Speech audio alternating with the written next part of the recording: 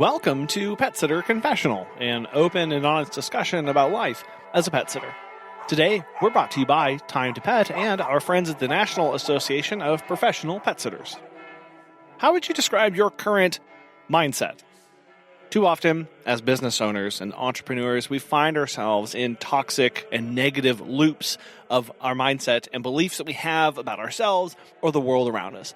Unfortunately, these can become limiting to the business, to ourselves, even unintentionally cutting ourselves off at the knees when we least expect it. Today, we're really excited to have Kristin Morrison from Prosperous Pet Business on the show to talk about breaking our negative mindsets, how to get out of those loops, and ways that we can foster a better belief and a better mindset about ourselves and our business. Let's get started. Okay, great. Wonderful. And I'll try to be concise here. So yes, I'm the founder of Six Figure Pet Business Academy. I am a podcaster. So my podcast is Prosperous Pet Business. A lot of the episodes are me coaching pet business owners on the podcast who are really struggling either with burnout, hiring, startup, whatever they're struggling with. They apply to be coached, and then my podcast team chooses them. And I don't usually know very much about them and what they need help with. I prefer to just sort of do a deep dive together where we're both not really knowing what's going to happen. And I feel like that creates a lot of aliveness in the coaching / podcast episode. So, and then I'm an author. I've written 6 books, and I'm a business coach for pet business owners. And I've been coaching pet business owners since the year 2000. I started my own pet business in 1995, and I sold it a few years ago. I've hired over 250 people in the course of running my pet business. And when I sold it, I had 35 staff members and 4 managers. And I was able to really create a life where I wasn't working very much, which was very different for me because I'm a type A. Typically when I'm not like monitoring myself, I can be a type A. I can be really a go-getter. And I love that part of me, that productivity part of me. But I also really need to balance it with time and peace in order to really be my most full, balanced self. And so it's been a real big process. So I'm excited to dive into mindset because that's been a big part of it for me. Yeah, that time and peace, that's something that we feel like we don't have enough of and that we'll never attain, right? Because we're always putting out little fires or there's little things that come up in our either personal lives or our business. And sometimes it really does feel like I can never let my shoulders down. I can never just actually be for a moment. Oh, I understand. And so it's counterintuitive, but it's like, actually, if you think you can't put your shoulders down, try putting them down. And if you think you can't take a breath, try taking a breath. It's kind of like there's a quote about meditation, and it's like, if you think you don't have time to meditate for 10 minutes, meditate for 30. Because you really need it, right? Yeah. And the thing too, what I notice in myself and in my coaching clients when they're really amped up is they are, and I am, this is, a human condition, afraid to be still, oftentimes because of the feelings that will come up, the anxiety, the stress, the panic of like, how am I going to deal with this business issue? And so they / I like push it away. Like I'll breathe or I'll rest. I'll take deep breaths or I'll rest when I'm done solving this problem. But it's like, actually what happens then is the holding, which causes the nervous system to feel like we're dying because we're just taking limited breaths. And so taking some time in the thick of it, when you're really in it, to give yourself that opportunity to take a breath and also be willing to see what comes up. Because for a lot of people, especially people that are like type A workaholics, have a really busy business and they're putting out lots of fires, checking off things on their to-do list, that can be a really great and accepted way of pushing feelings aside, right? It's Yeah. like, I'm going to outrun my fear, grief, pain, whatever it is. And it's like, guess what? You're not. Like, you can do it for a little bit, but at some point, that grief, pain, fear, upset is going to be right here in front of your face, and you're going to have to deal with it. Yeah. Yeah. There are many days where I'll end the day, or we'll end the day. It's been a busy day, and I'll be sitting down, and I feel like I'm supposed to be relaxing at that moment, Yeah. but my heart's still racing, and I'm like, why am I Mhm. panicked? What is going on? Yes. And what's happened Yes. is I haven't taken an opportunity throughout the entire day to sit and reflect on going, hmm, what how did that red light affect me, or did that phone call with the client, maybe I'm pent up because I got a bad review, and I just never took those few minutes to just breathe and Mhm. think about it.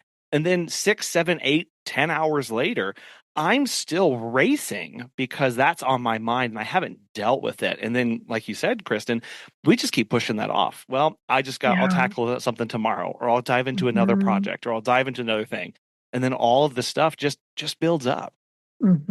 Yeah, a good practice for me, which has been so helpful, is a practice called morning pages. I found it in a book about 20 years ago, The Artist's Way. It's by Julia Cameron, and it's for artists or creatives, but really it's a great book for business owners as well. It's a 12-week process that you can do yourself. There are also online groups. And one of the weeks is like begin to write morning pages. And what they are is 3 pages of journal writing in the morning without thinking about it, without critiquing yourself, editing. It's not writing on the computer. It's actually like old school notebook, pen, and just going for it. And for me, I've been writing these journals for over 20 years now in the morning, most days, not every single day, but most days. And what happens in the beginning is the first page is usually I'm kind of taking out the trash, the mental trash, the emotional trash. This upset me. This was very hard. I don't know how to deal with this, whatever that thing may be. And then after that, there's a level of calm that usually descends into page 2, or maybe I don't get it until page 3. But then I start to come up with solutions, for those challenges or ways of coping or dealing with them, being strategic. And so it's almost like finding your own inner therapist in that way, or coach, that you can kind of begin to work with. And as a result, I think because I've been doing this for so long, I'm really deeply connected to myself. Like, I feel my feelings as they're happening. Oh, Doesn't mean I always deal with them. Okay. So I still do that sometimes, or sometimes I just can't deal with it. I have an appointment that I need to go to, and I do need to put it on the shelf. mm, But I'm also more and more aware that just because I put something on the shelf doesn't mean it gets to stay there and create and collect dust, yeah. because that will not work. Right. Yeah. It's like I have to take it down and really have a conversation with it, perhaps, in my journal, or figure out what I need to do as a result. And that can feel weird to schedule time to process emotions later, right? It can feel Yeah. be like, am I really putting this? I put oil change on my calendar. Am I really going to put Good.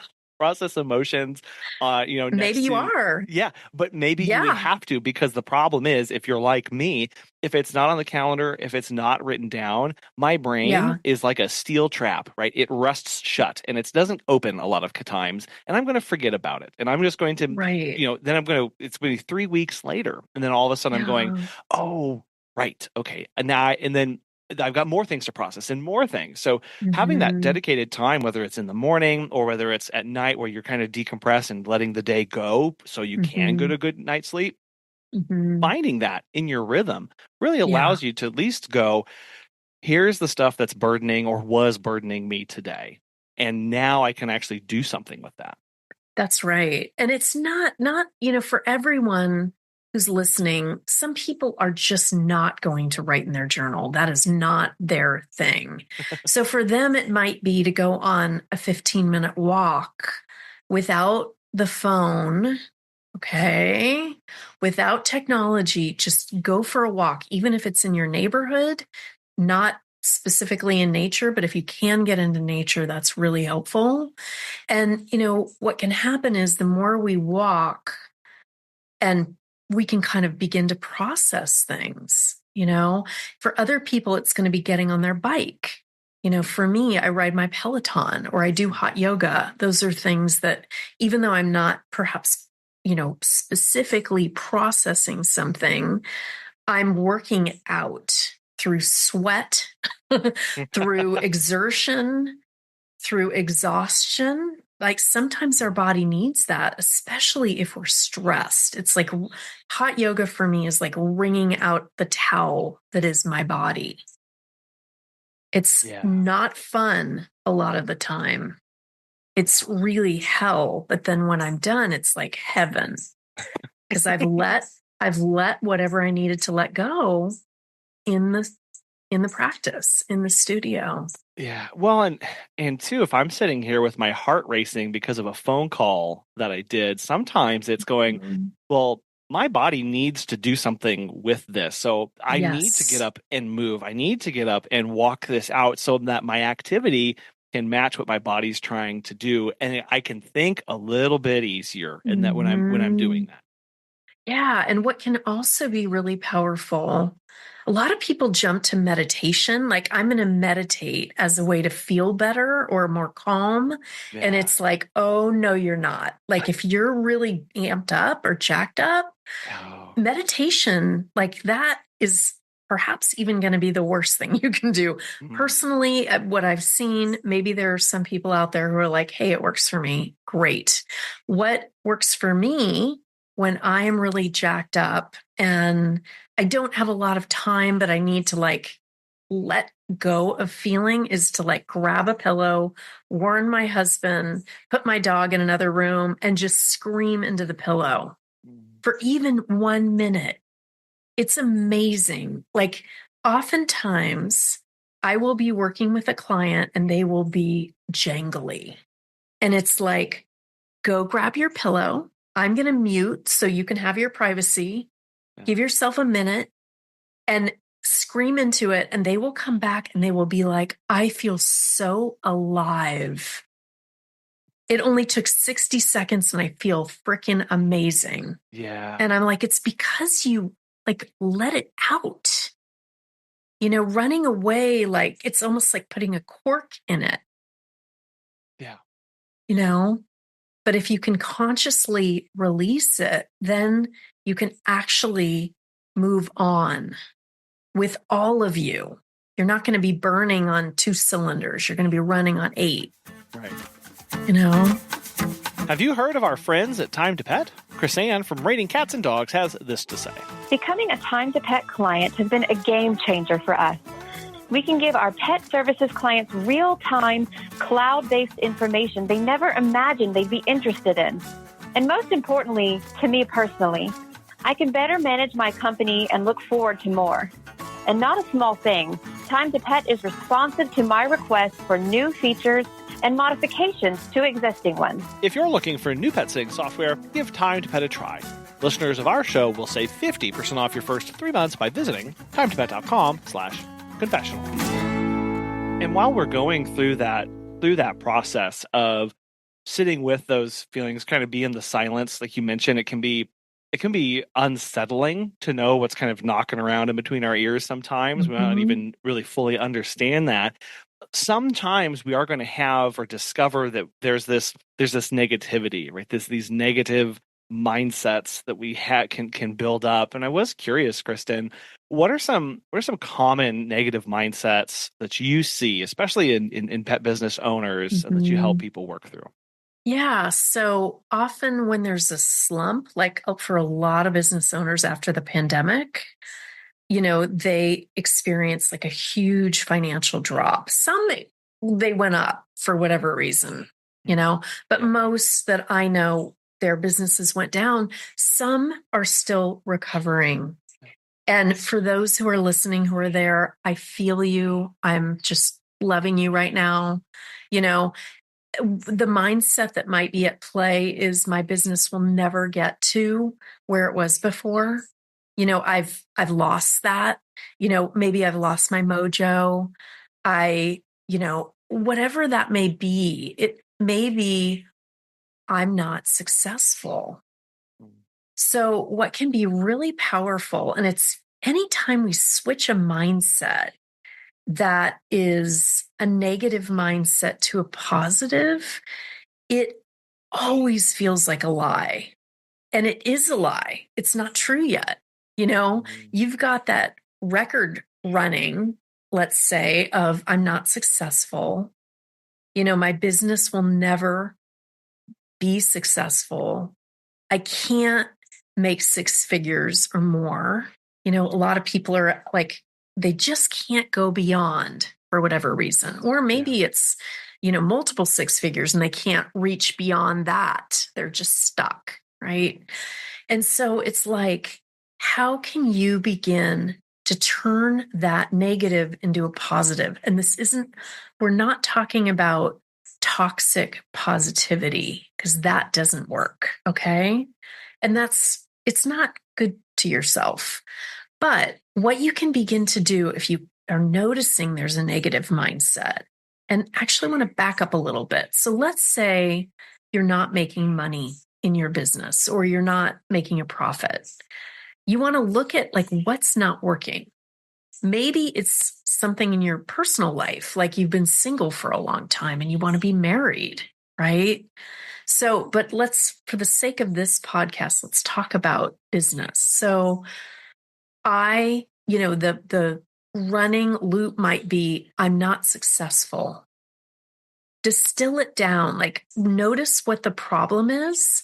And then what is a very simple phrase, like 5 or fewer words that encapsulate what might be underneath the problem. So not making money, I'm not successful, or I can't make money, right? That might be, or I can't make good money, or I can't make enough money, right? You don't want to like go to, I'm going to make $1 million this year. Like that will not fly with your subconscious nor your life, if you're going from 0 to 60. So look at that. So let's say for the sake of this example, I am not making enough money, or I cannot make enough money. The opposite is I can make enough money. And it's important to feel into, how do I feel when I say that? Like say it out loud. I can make enough money. And it's probably going to feel like a lie because you've been living in, I can't make enough money for probably a long time, if that's your situation.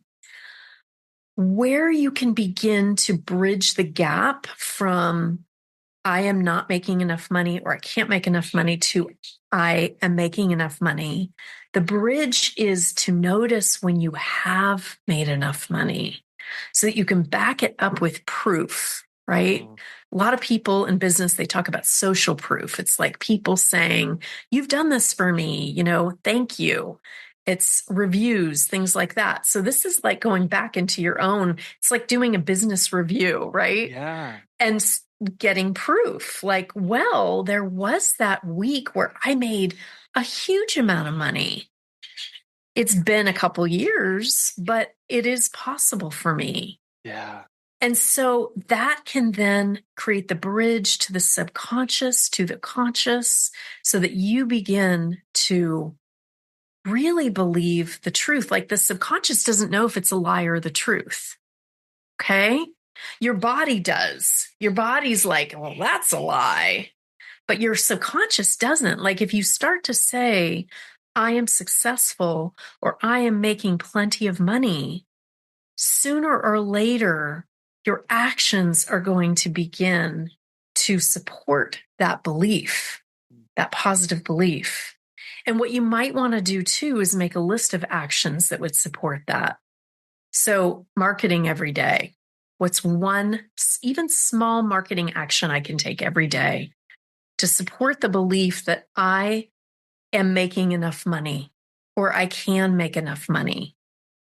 The other thing that's really powerful when we're working with affirmations or mantras or whatever you want to call them is to get into the first, second, and third person, because that really is incredible when you're working with affirmations. So for example, I am making plenty of money. So you might, if I was you, Colin, I would say, I, Colin, am making plenty of money. He, Colin, is making plenty of money. You, Colin, you're making plenty of money. And it may seem odd or weird, but there's something about that. It's almost like we're looking at it from all different angles. We're hearing it from outside of ourselves, even though it's us. Does that make sense? It's kind of like a verbal way of looking in the mirror. Of going, no, it's this. I'm actually talking about me. It's not somebody out there in the world. It's not some random person that I'm selecting or a person on the internet. It's me who I'm dealing with, and yeah, that can be really scary, especially if we're not sure of who we are or comfortable in our own skin, or even this where we're talking about here, these affirmations of I've got to build this up, and I am combating a lie that maybe the lie's been around for 10, 15, 20, 30 more years of how we view ourselves. That's right. And as you say these things, it can start to go, because I really love how you said, okay, we have these affirmations, we're making this thing. We got to bridge this with the data of how our business is actually doing, because unfortunately, I could have all the data in the world, but not the right mindset to understand the data. And that's so right. I could be making gobs of money over here, paying my bills 10 times over, but if I've got that negative mindset, it's never going to be enough. No, and you're going to sabotage it probably. Yes. Yeah. Conversely, if I've got a positive mindset where everything's great and hunky dory and we're perfect, and it's kind of that toxic positivity like you talked about, but the data's not there to actually feed into that. Now I'm living a real mismatch in this. That's right. And it really is about action and mindset. Like that is the secret sauce, I believe, for moving beyond from where you are now to where you want to be. Doesn't mean it's going to happen overnight. It probably will take some time. We humans who are living in this day and age are like, I want it now. Give it to me now. I want my money now. It's not a drive-through, right? Yeah. It's a process. But, good things, I believe, take time. We are human beings. We are not human doings, although we do a lot. And so, remembering that we're not robots. It is going to take time. If we can have some patience with ourselves, that patience will also translate into the people in our world. We will begin to be more kind and thoughtful and generous when it comes to, customer service people on the phone who aren't getting it right away, right? Yeah. So it's like, how can we be in the hallway of we're not quite in the room yet. Like we've left somewhere that we don't want to be, which is the dark place of, let's say, I'm not making enough money. We're in the hallway. We see the door at the end of the hallway and we're walking towards it. Yeah. And we can support that walking and to actually be able to enter a new room of our life with the thoughts that we think, with the actions that we take, with the daily ongoing practices that really support our well-being, I mean, it's like a stool that has 3 legs. And if we can really give attention to those things, it doesn't have to take a long time either in terms of a daily practice. But the more we can do it and the more it becomes a habit, saying, the positive affirmation, like write Post-it notes and put them on your mirror, put them on the dashboard of your car. I had a client, a few years ago that I was working with, and she could not make more than like $7,000 a month. And she was so frustrated. She was doing all the right actions. She really was. But when we dug a little bit, it's like she had this belief that she couldn't make more than $7,000 in a month in her pet business. And so I had her do something. I said, this is going to be really weird. And you're going to be like, why am I doing this? But do it anyway. And she's like, okay. She'd been working with me for long enough. She's like, I trust you. Okay, good. Here we go. This is what I want you to do. I want you to write a Post-it note, and I want you to put it on your computer, put it on your bathroom mirror, put it on the dashboard of your car. And what it's going to say is, I make $10,000 a month or more, easily and effortlessly. And she, no joke, like the next month, she reached out to me and said, you won't believe it, I made like $10,051, and I'm like, yeah, because you had it all around you. And, some people can't make that jump in a month. It's just not possible. But she was willing to do actions, but her mindset was really keeping her stuck. And she was able to kind of blow the roof off of it through saying this every day, seeing it around her. It was huge. Well, so I'd like for you to talk about those subtle ways, sometimes those subconscious ways that we do sabotage ourselves, and why those negative mindsets really do cut us off. Because a lot of times, people may go, well, what's the big deal? It's just a belief that I have. What could possibly be wrong about that? It's just a truth. But what you're talking about here is there are ways where you said self-sabotage, or we prevent ourselves from actually getting that. Yeah. And, I want to mention that, talk about that, but I also want to talk about how our world is actually created through the thoughts that we think. Yeah. So that's important to recognize. And if you don't believe that, think about when you're in a really bad mood. And all of a sudden, and you might say to somebody, oh my God, I'm having one of those days.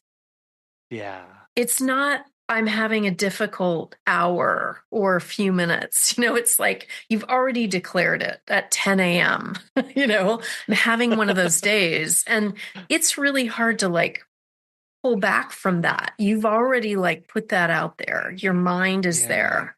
And then somebody cuts you off. A client cancels and is unwilling to pay the cancellation fee, whatever that may be. Okay. Yeah. So being conscious of our mind creating our reality, we then have choice. We're not victims of circumstance, even if we feel like we are. I think about people when I've done traveling and they're in poverty situations, and yet they're laughing, they're having a great time. They're just lit up. So, think about it. Think about what, if your life isn't working, if your business isn't working, what thoughts are you thinking that are supporting that negative reality? Okay. So that's the first thing. Yeah. Second thing, what you were saying is how do we sabotage ourselves? So in business, what that might look like is not enforcing a cancellation policy, not having clients sign contracts. Maybe you have a contract, but you don't send it to clients, for whatever reason. Then you cannot back up your policies if you don't do that. So look at that. Yeah. Also, if you're not returning client calls in a timely manner, if you are wanting business and yet you're returning calls 48 hours after, that's not supporting your desire to have more clients, right? Yeah. If you are about to hire somebody and you're seated in front of somebody who, like, on paper looks great, but your spidey senses are like, no, I don't know why I don't feel good about them, but I don't. And yet you hire them anyway and something goes wrong. That's a sabotage. It's not worth it to just, get somebody in with a pulse, to give you a little bit of freedom. Yeah. Because it will bite you in the butt. I promise you. Yeah. It's, I know one for me is, I know going and talking with other pet businesses or just businesses in my area, going door knocking and communicating and networking with them, I know that's really beneficial. Yeah. But on the bad days, whenever I'm feeling bad about the business, what do? Right? I pull in front of the shop and I stare at the front door and I sit there and I just stare and I go, what's it going to matter? Why would I talk to these people? Right. It's not going to make a bit of difference anyway.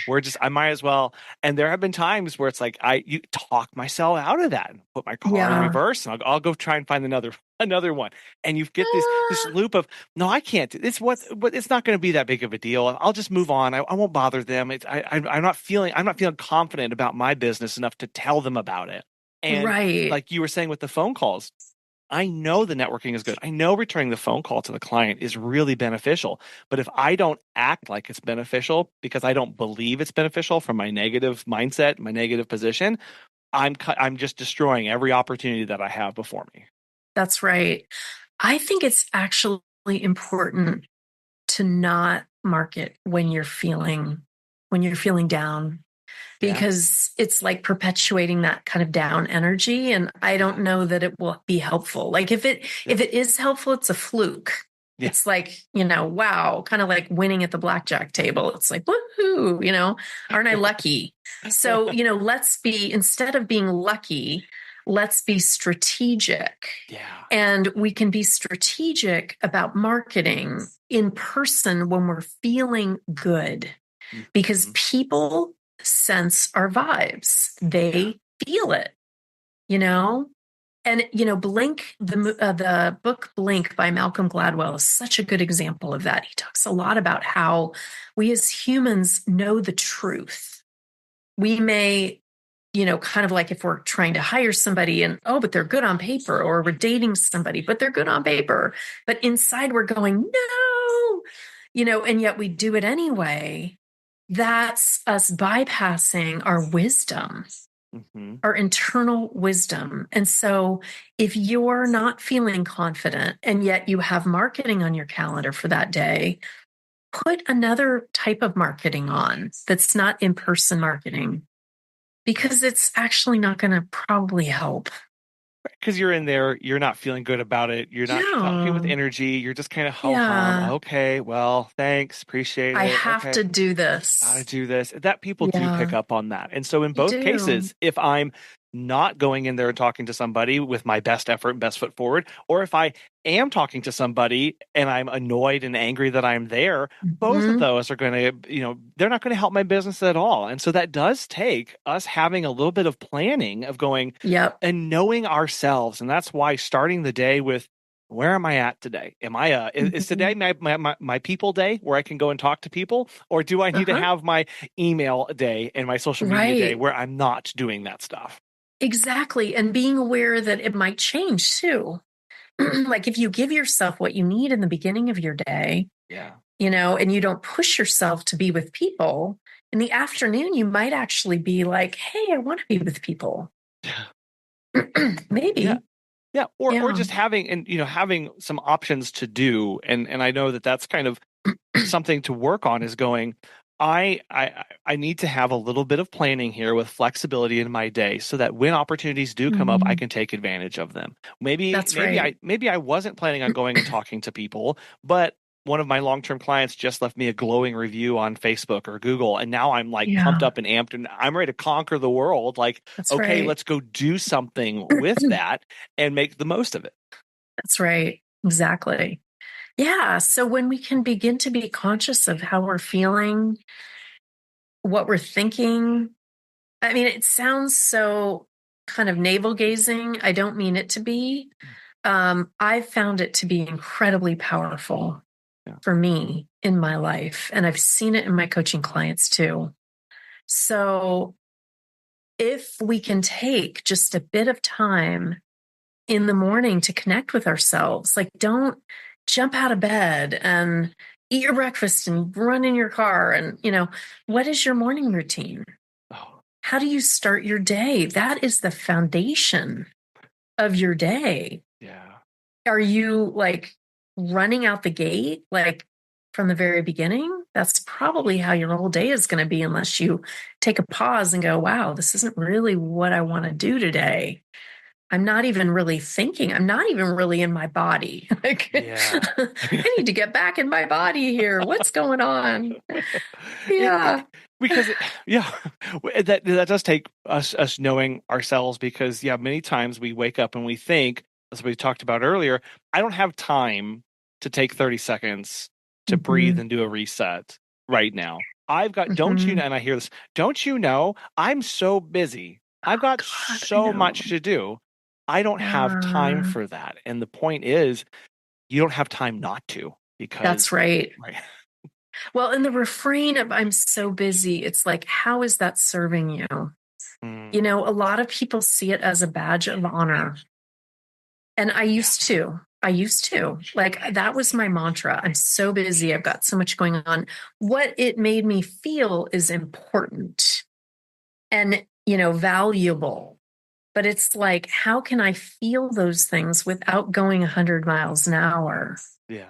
And actually, how I feel those things today, for the most part, I still, sometimes am very busy, but how I feel them for the most part today it's comprised of my daily practices that really support my well-being, inner and outer.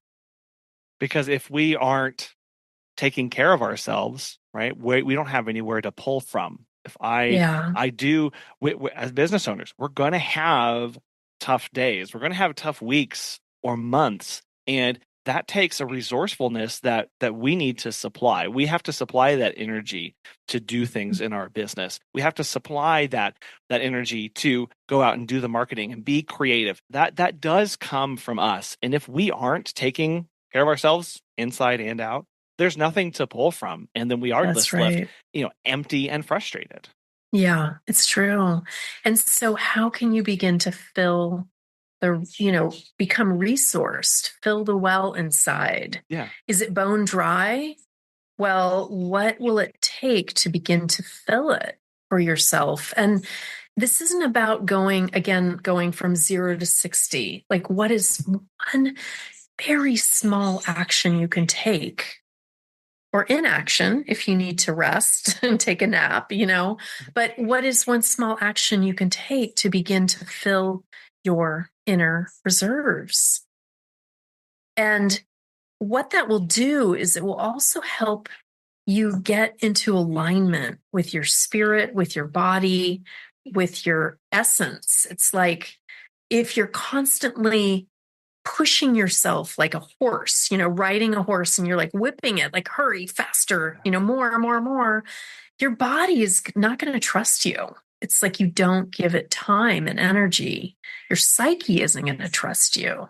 Your spirit isn't going to trust you. It's like, who is this driver that is like constantly making me do more, and then we're at odds, right? There's this like push, pull. Yeah. Instead of like, how can we get into alignment with ourselves? And it won't happen overnight, likely. And you're going to be frustrated by that. But do it anyway, because there will be like small changes that you will begin to see from even like, a week is usually a good amount of time to begin to see a shift. If you're doing small daily practices or even one practice to support your well-being and your mindset. Our friends at NAPS, the National Association of Professional Pet Sitters, wants you to know that the 2025 conference will take place February 28th through March 2nd of 2025 in Tempe, Arizona. The conference theme this year is Enrich and Elevate, and their goal is to bring together industry leaders with session topics that are idea-focused and on a wide range of subjects to foster learning and inspiration for your mind, body, and business. Register today at petsitters.org.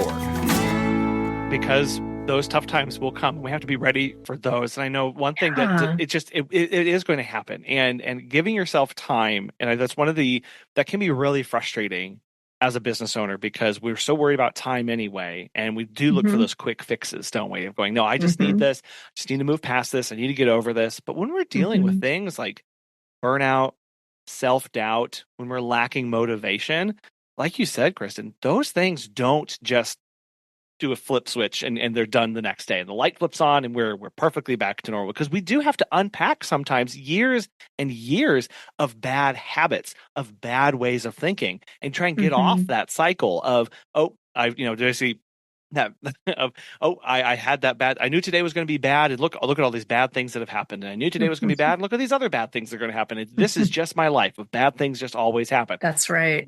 Getting off that track does take time, which we have to stay motivated for that as well, of knowing I can push through this and I'm going to be okay.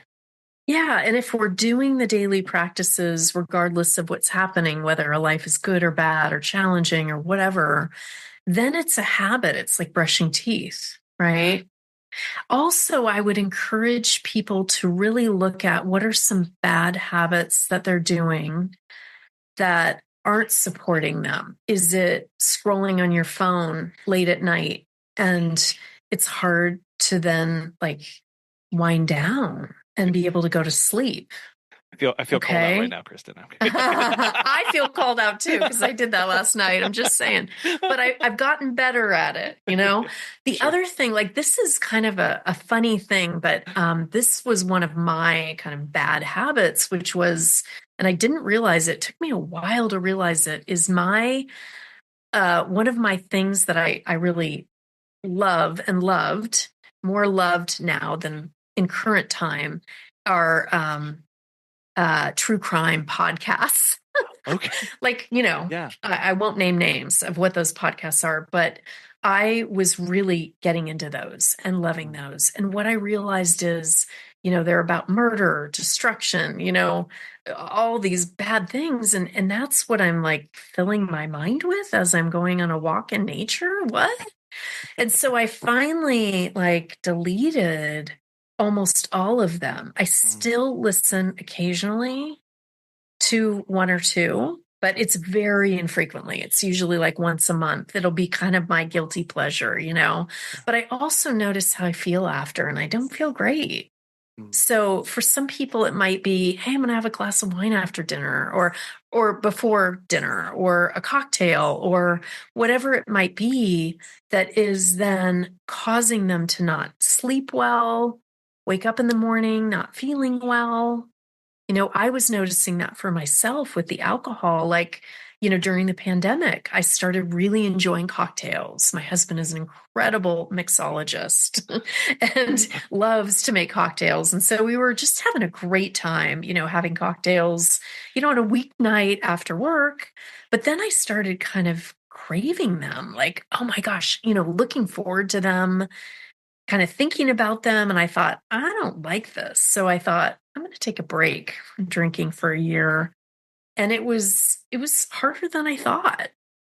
And I went to three-day weddings, which was really challenging during that year. Everybody was drinking, it seemed like, but me. And but then after the year, I realized how much better I felt. My sleep was better. I felt more alive, clearer. My skin looked better. I lost some weight, easily without even trying. And so after that year, I was like, you know what? I'm going to keep this up. And it's been almost 4 years now. Wow. And I don't even think about it anymore. It's not even something that I will probably ever do again. because my life is so much better without it. So, the flip side is really looking at what are the habits that you have in place now that are actually sabotaging your well-being. Yeah, it's funny. It's funny you mentioned the podcast one. I know for me, I found myself listening to all sorts of like tech podcasts and review podcasts, and I started to feel discontent with like my phone or my computer, and I started to feel like, oh, I need the next best thing, or this isn't good Yeah. enough anymore. And that was what my brain was of like, oh, I just need the new shiny stuff, and I wasn't happy or Mhm. content with things that were around me.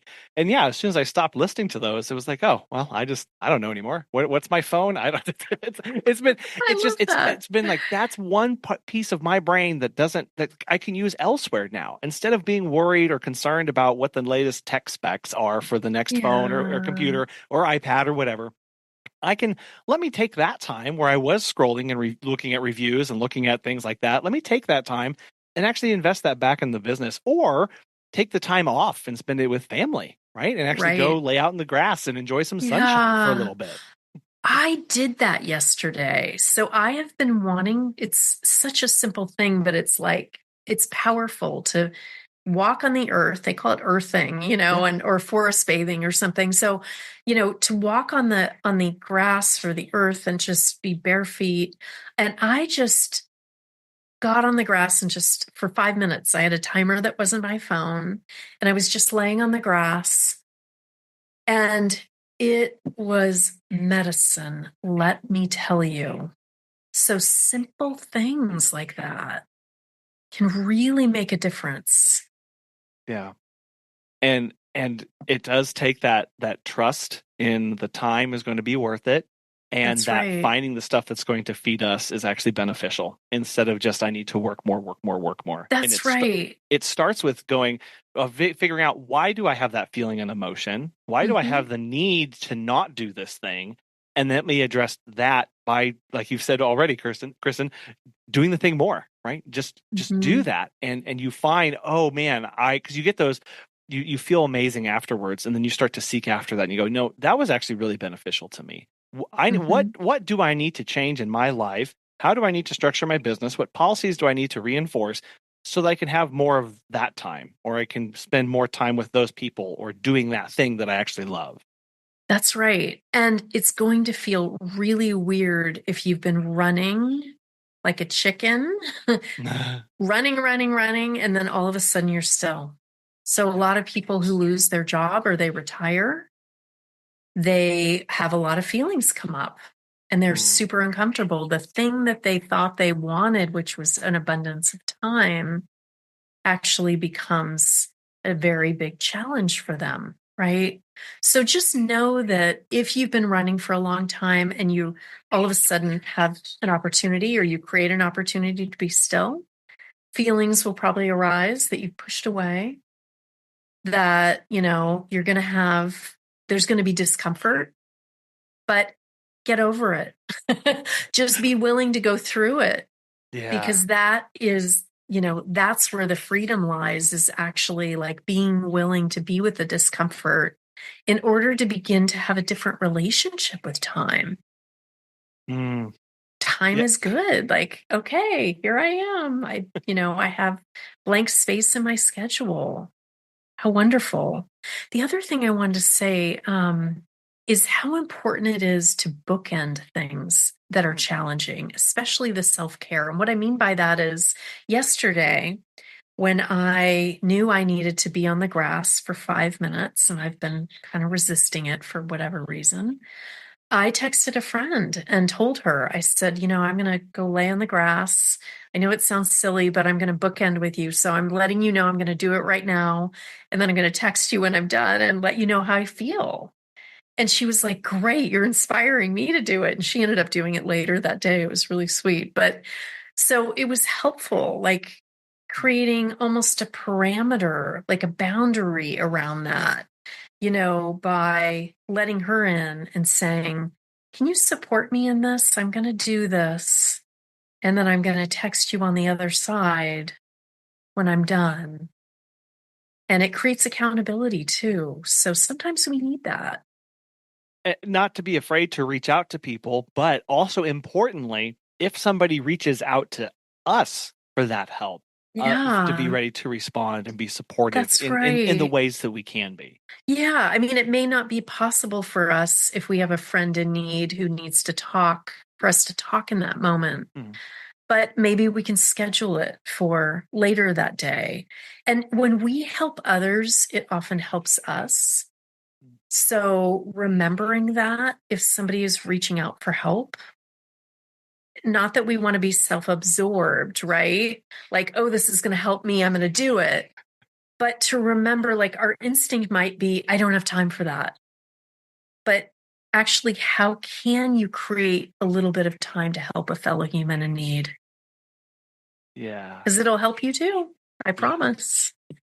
Well, and when you put it like that, it all of a sudden just puts everything into perspective of finding priorities and going, Yeah, isn't helping somebody, isn't that should be a pretty big priority, I would I think assume, right? so. I think that should Yeah. be a big one.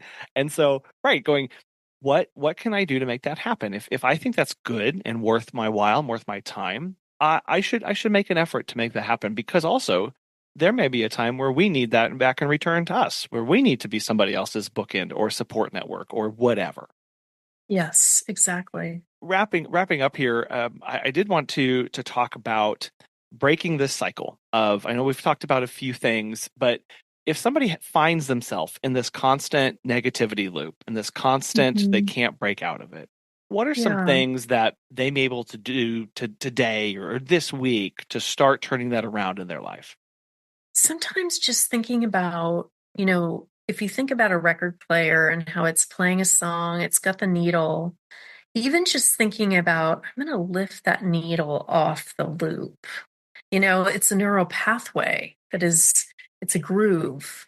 And so, sometimes just even thinking, imagining, you know, that path being um, a loop and picking something up like a record needle, Mm. putting it on a new song, you know, it's amazing how that can be really quite powerful. Mm. Moving the body, talking to a friend can be really powerful, even for 5 minutes to say, can I just share what's going on for me? Sometimes getting it out of our body, out of our mouths, and having another person witness it. They don't even have to offer advice or guidance. Mm. That can be incredibly powerful. If you don't have that ability for whatever reason, a friend isn't available, grab a journal and just start writing. Give yourself 5 minutes to talk about it. Don't be afraid to say, I'm so angry at this person. I can't believe they did this, or I got a really bad review and I'm feeling embarrassed or frustrated or, angry or whatever it is. Like, the more we can begin to identify our feelings too, that can be very powerful and help us take it off the loop. Even though we're putting attention on it, it will begin to help us diffuse that. So if you look online, you can look at feeling wheel. They have pillows that are feeling wheels that you can then like have on your sofa, and you can like do this with your partner. Like, what are you feeling today? And give them the pillow, or here's what I'm feeling today. Yeah.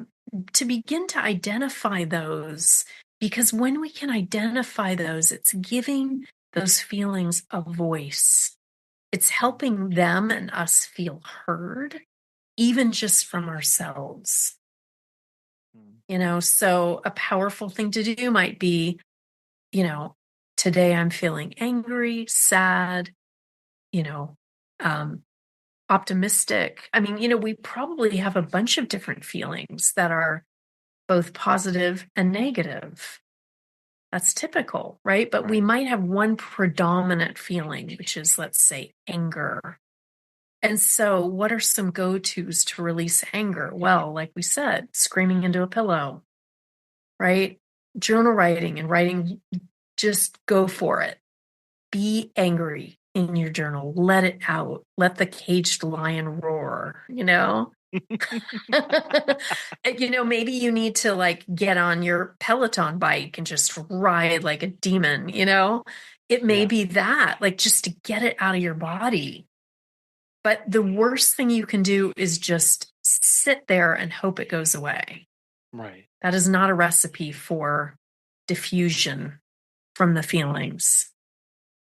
Well, and that brings it so that we are processing our emotions in real time as opposed to later. And that really helps us then speed up that loop process of being, oh, there's that thought right there, as opposed to, because what happens to me is it's 2 or 3 days removed and I go, oh, that's why I was really crummy on Wednesday, right? Yes, exactly. And the more we can begin to do this, the more we notice how we are starting to like feel down. Yeah. And the sooner we can begin to do that, the less time will stay there too. Because it takes a long time. It takes longer when we've been in that loop for a day or 2 or 3 or a week or 2 weeks, right? It's like, get used to noticing when you're feeling off. And know that the sooner you can identify that and really begin to work with it, the sooner you'll be headed in the right direction in terms of where you want to go in your life, in your business, all of it. Kristin, I want to thank you so much for coming on the show today and sharing with us those practical techniques to stay not just motivated, but also working towards identifying how we are processing emotions so that we can stop cutting ourselves off at the knees and self-sabotaging our businesses to get to where we need to.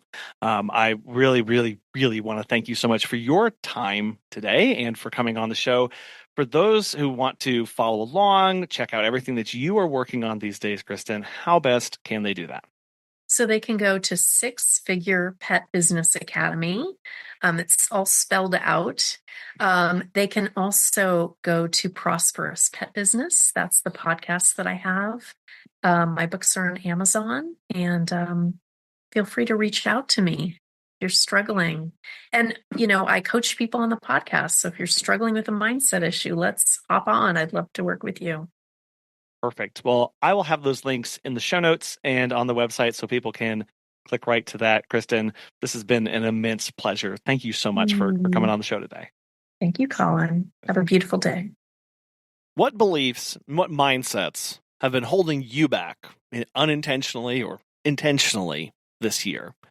What are you willing to let go of in the new year to meet not just your business goals, right? It's not just about the finances or the making of money or, those things.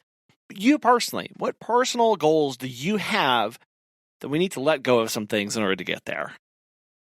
You have control over your mindset. It takes work. It takes intentionality. It takes practice. It may take an accountability partner. But you do have the ability to change those thoughts, to change those beliefs, those limiting beliefs, those negative beliefs about yourself, about your actions, about your possibilities, so that you can actually start making the progress that you need to make for you and your business. We want to thank today's sponsors, our friends at Time to Pet and the National Association of Professional Pet Sitters, for making today's show possible. And we really want to thank you so much for listening. We hope you have a wonderful rest of your week, and we'll be back again soon.